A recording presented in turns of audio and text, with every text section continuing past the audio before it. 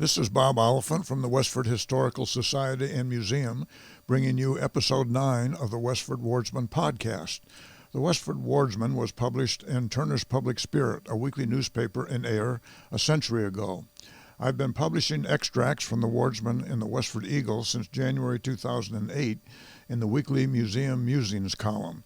In this episode, we'll be reading the Westford Wardsman for Saturday, February 29th, 1908, and I will add comments as appropriate to elaborate on what was happening in Westford 113 years ago. The first section on February 29th, 1908 is the center section.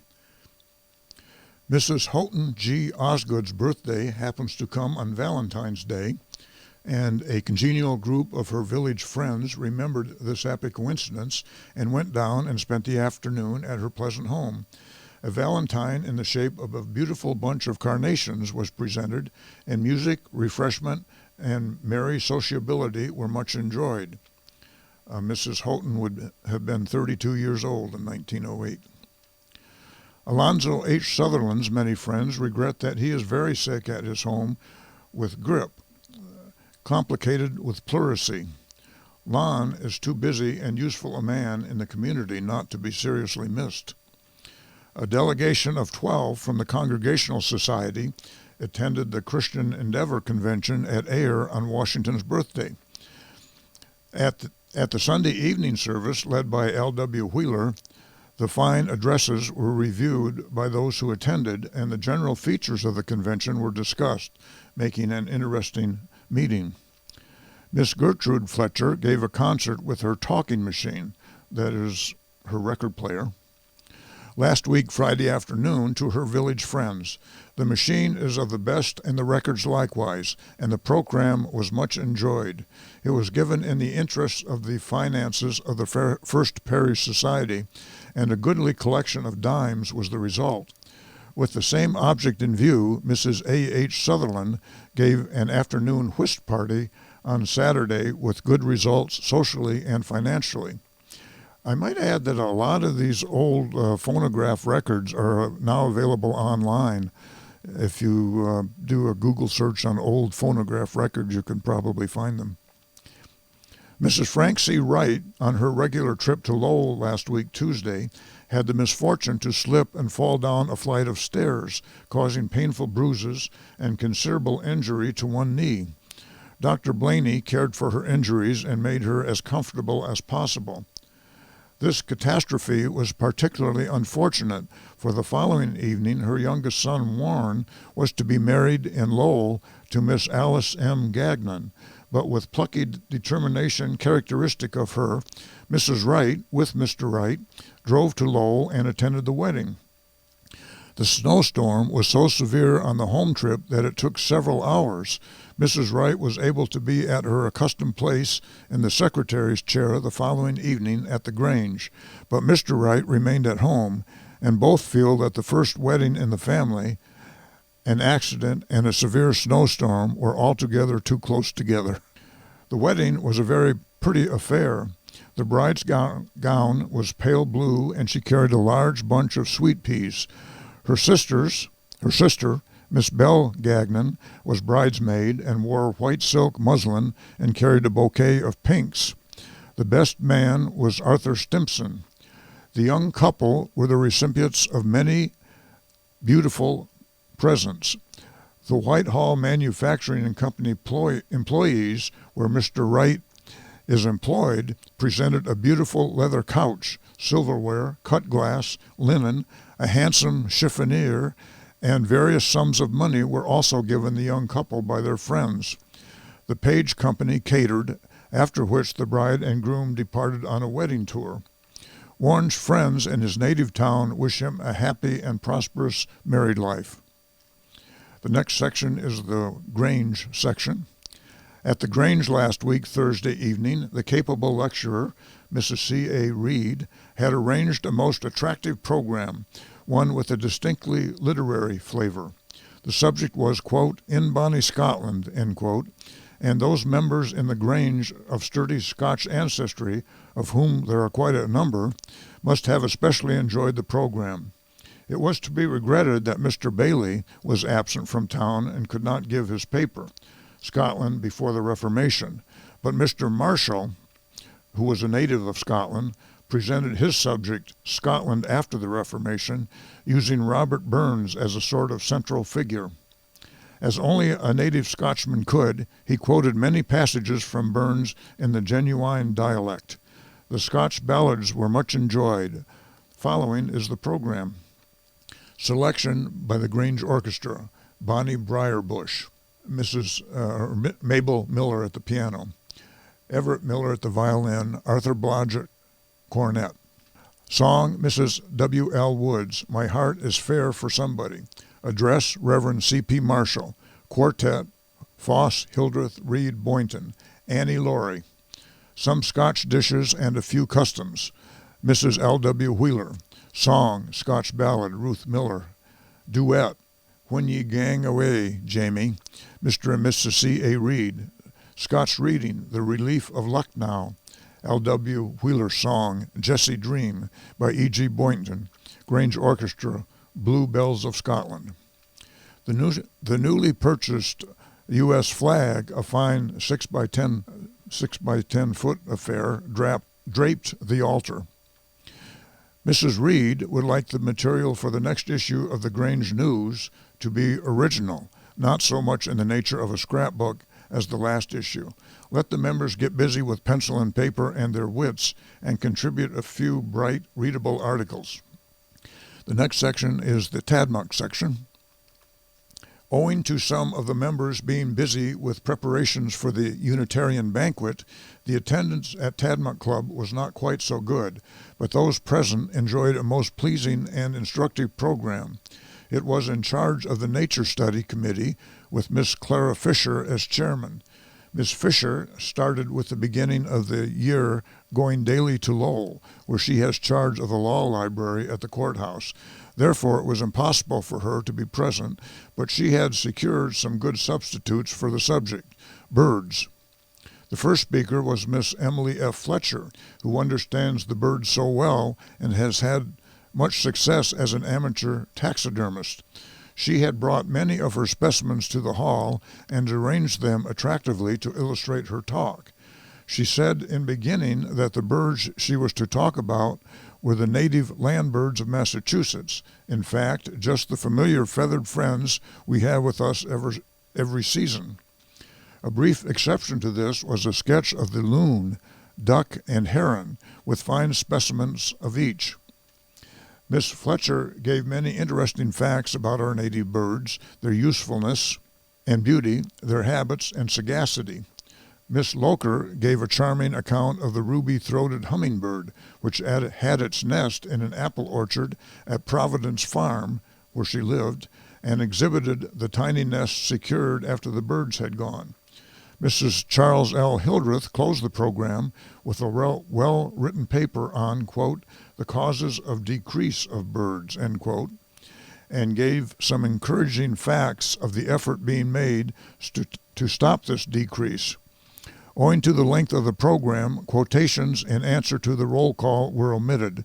The subject of the next meeting, March 10th, will be masterpieces, in charge of Mrs. B.H. Bailey. Mrs. John Jacob Hoff, a maiden name Grace Whitney, has been a recent guest at the home of her uncle, Hiram Whitney. Mrs. Hoff is the president of the YWCA in Paris. She first became interested in the work of the association in Detroit, her former home, and when she went to live in Paris 8 years ago, the appeal came to her through her sympathy with the hundreds of homeless women who come to Paris every year to study music, art, and literature, to resume the work she had been so interested in Detroit. The YWC in Paris has a well-organized work in the Latin Quarter, with dispensary, public baths, lodging houses, etc. Mrs. Hoff, while here, through the appeal of the local secretary, addresses the Lowell Association. When she was last here, the association was in its cramped quarters in Central Street, and she was delighted with the fine new quarters and equipment the Lowell Association enjoys at the present time. I'll add that Grace Whitney Hoff was the daughter of David Whitney, Jr., who was born in Westford but moved to Detroit, where Grace was born. David Whitney was involved in the lumber business and also owned a fleet of boats transporting both lumber and iron ore on the Great Lakes. When he died in 1900, he was one of the richest men in Michigan. Grace was a philanthropist primarily through the YWCA, serving in Detroit and California before moving to Paris, and would die in Switzerland in 1938. In 1933, she published an autobiography, The Story of an Abundant Life, which is available at Amazon.com. The next section is the Graniteville Section. Frank McClenna and his bride are visiting relatives in this village. Mr. McClenna, who is an engineer, has been in the southern states for the past few years, but will soon accept a position in New Hampshire in order to be nearer home. The Fortnightly Club of North Westford met at No. 9 Schoolhouse this week. West Chelmsford was well represented here last Sunday via trolley and sleigh ride when the following well-known persons visited friends in this village: Mrs. Millicent and Mary Dunn, Signa Peterson, Hulda Carlson, and William Flynn. Word has been received from Carol Furbish, mechanic on the USS Nebraska, U.S. Navy ship, now stationed in San Francisco, saying that he is well satisfied with his position and thinks that Navy life is just the thing for a young man. Work appears to be picking up with C.G. Sargent & Sons, as the shop is now running about 5 days a week. J.A. Healy's men have been taking advantage of the fine sleighing during the week and have been kept busy teaming cordwood from the woods. I might add it was a common practice a century ago to cut wood in the winter when there was good snow on the ground to facilitate the sledding of the wood out of the woods. The next section is called A Wise Choice. In the selection of A.R. Choate, that is Albert Rockwood Choate, who was recently appointed fire commissioner for the Graniteville district, the selectmen of Westford made a wise choice, which is meeting with the hearty approval of the people in this vicinity. As regards appointing a fire chief and forming a fire department, it is probable that not much will be done in this line until after the town meeting in March. There is excellent material here for a fire company, and when the right time comes and the question is properly put, there is no doubt that our boys will respond. In relation to the chief to be appointed, Graniteville is fortunate in having just the man for the position, and in the common order of events, if he will stand and is half as anxious for the position as the people are to have him take it, he will receive the endorsement of the entire community, and the vote will be unanimous. There is a photograph of and a short biography of Albert Rockwood Choate in the, quote, souvenir on the dedication of the J.V. Library, June 4th, 1896. This is a little booklet that's available at the Westford Museum. Albert was born in Tewksbury in 1843 and trained as a machinist. He worked for the Abbott Worsted Company and also served for many years on the Westford School Committee. The next section is called Candidates. Now that the time for the caucus, in which the citizens will select their different candidates to be voted for at the annual town meeting, approaches, the political situation throughout the town is beginning to assume lively proportions, and many are the comments as to who will stand for the different positions. As before stated, the office of the selectman seems to be the particular point that most are striving for, but are a trifle shy in stating their preferences. Joe Wall is the exception, however, for he comes out flat-footed, so to speak, and says that he will be a candidate for the position of selectman for the town of Westford, to be voted for at the Democratic caucus. Joe needs no introduction to the people, for they all know him, and those voters who are always crying for a change will now have a chance to get busy. The next section is the About Town section. The fire commissioners have organized. Captain S.H. Fletcher was chosen chief engineer and John Edwards clerk for the fire hose company in Westford Center. An inventory of all the fire apparatus is to be made and fire companies organized at once. There is also a photo and a lengthy biography of Sherman H. Fletcher in that library dedication book I just mentioned. At the Grange meeting Thursday evening, there will be a dramatic entertainment in charge of Joseph Wall, followed by reading of the Grange News by Mrs. Clara Grieg. John Perkins has moved from Graniteville into the cottage house of John H. Decatur on the Lowell Road. I believe that's the Pelatiah Fletcher house. There will be a meeting of the Board of Registrars at Graniteville next Monday evening. The final meeting will be held at the Lowell Town Hall Saturday, March 7th from 12 noon to 10 p.m. The Board of Registrars met at various villages prior to elections to make it easier for people to register. I should say men, as they were the only ones who were allowed to vote in most of the elections at that time. The next section is titled Unitarian. It relates to the Unitarian Church in town, which is the first parish church that we know of on the Common. The ladies of the society held a banquet at the church Wednesday evening. The supper was served at 6:30 with its usual sociability, followed by a delightful entertainment by Lowell talent. Quartet singing by James Donnelly, Harry Needham, Miss Salmon, Mrs. Roberts. To say that they were excellent would be saying what everybody expected. Their productions are not those of strangers. Miss Alice Livingston, as reader, was new to the town. The satisfactory manner of her reciting will contribute toward making her a more frequent visitor. About 100 were present and $35 realized.